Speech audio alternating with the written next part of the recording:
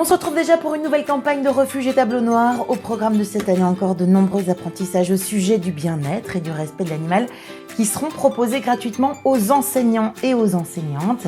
Les élèves du maternel, du primaire et du secondaire pourront répondre à différentes questions comme, par exemple, qu'est-ce que le bien-être animal ?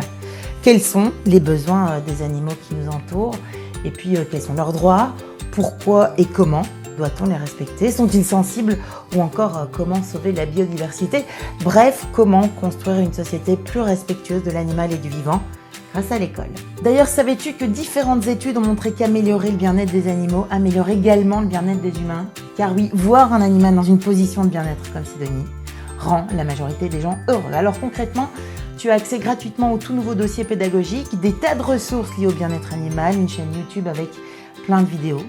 Et en soutien de tout ça, différentes possibilités d'animation gratuites proposées par Refuge et Tableau Noir, mais aussi par différents partenaires extérieurs.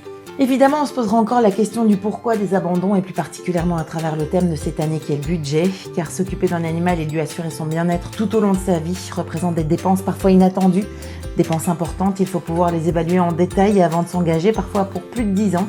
C'est souvent quand un animal vieillit aussi qu'il a le plus besoin de soins.